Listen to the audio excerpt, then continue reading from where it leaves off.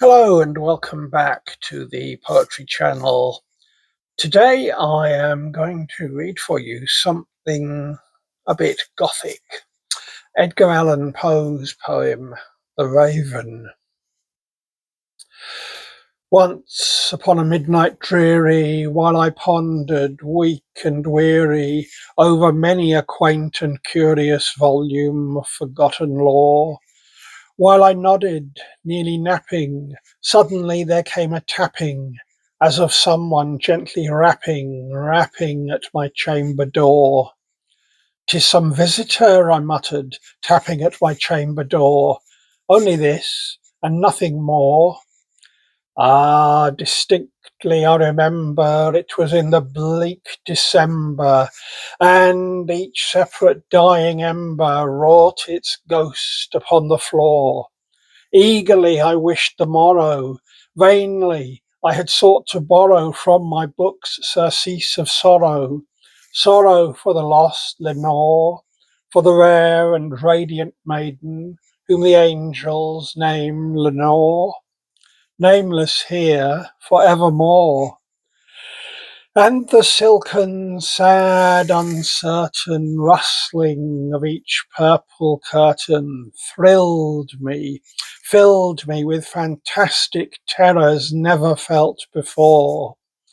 So that now, to still the beating of my heart, I stood repeating, "'Tis some visitor entreating entrance at my chamber door. Some late visitor entreating entrance at my chamber door. This it is, and nothing more." Presently my soul grew stronger, hesitating then no longer. "Sir," said I, "or madam, truly your forgiveness I implore. But the fact is I was napping, and so gently you came rapping, and so faintly you came tapping at my chamber door, that I scarce was sure I heard you. Here I opened wide the door. Darkness there, and nothing more." Deep into that darkness peering, long I stood there wondering, fearing, doubting, dreaming, dreams no mortal ever dared to dream before.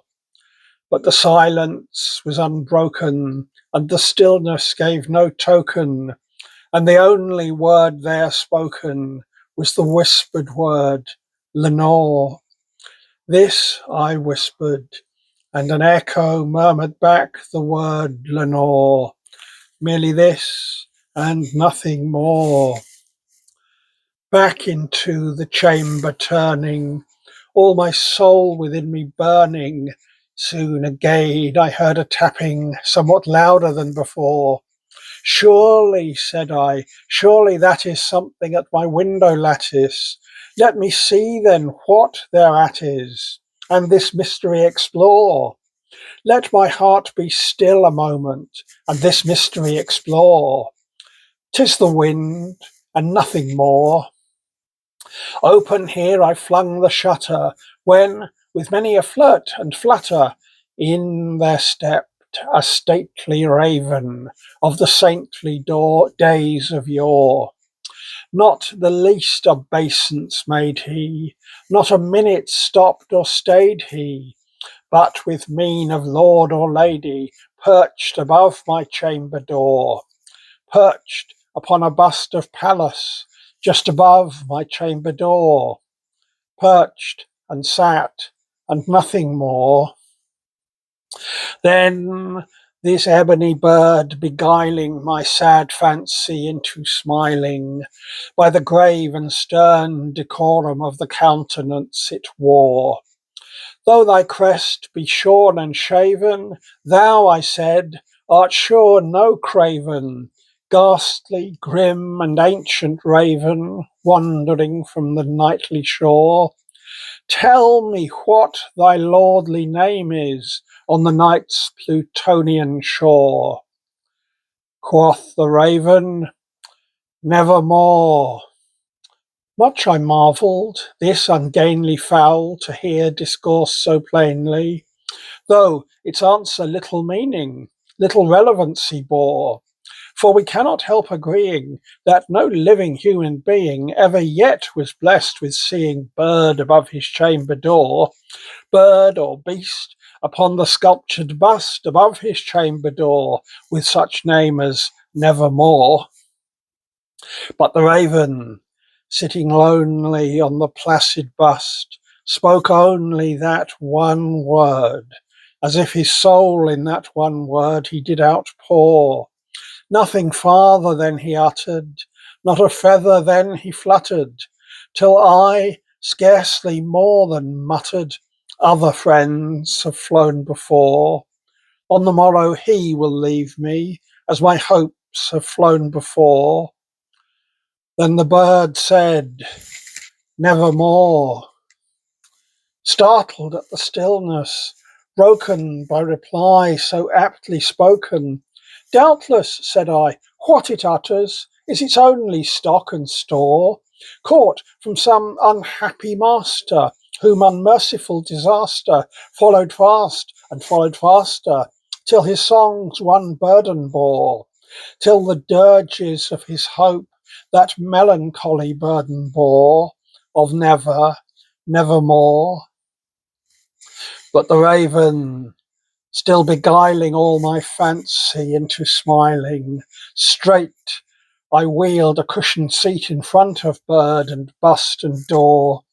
Then, upon the velvet sinking, I betook myself to linking fancy unto fancy, thinking what this ominous bird of yore, what this grim, ungainly, ghastly, gaunt, and ominous bird of yore meant in croaking nevermore.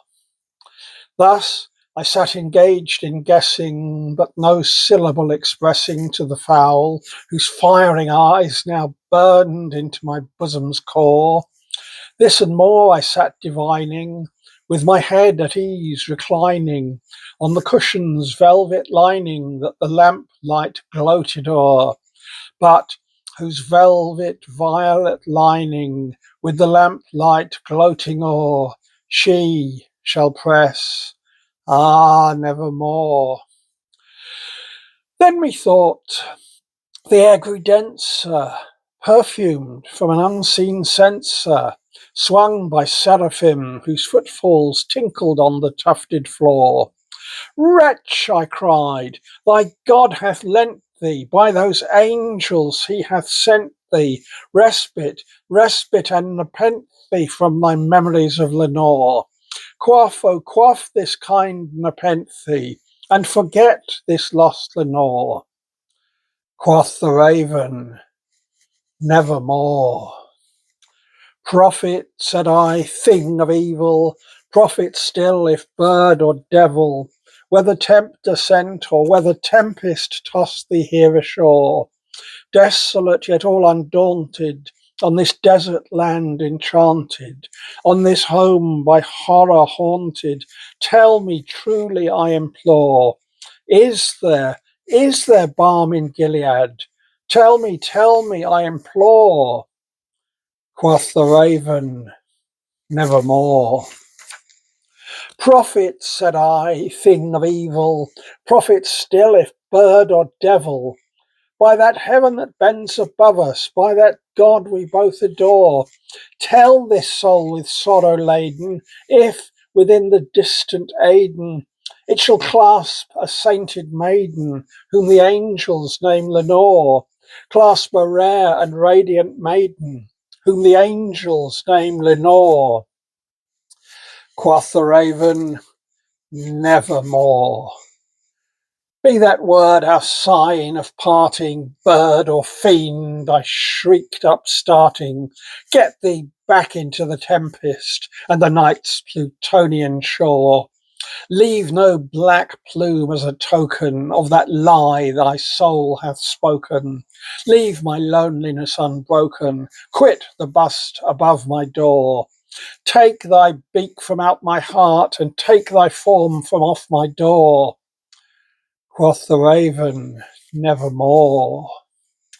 And the raven, never flitting, still is sitting on the pallid bust of Pallas just above my chamber door, and his eyes have all the seeming of a demon's that is dreaming, and the lamplight o'er him streaming throws his shadow on the floor, and my soul, from out that shadow that lies floating on the floor, shall be lifted nevermore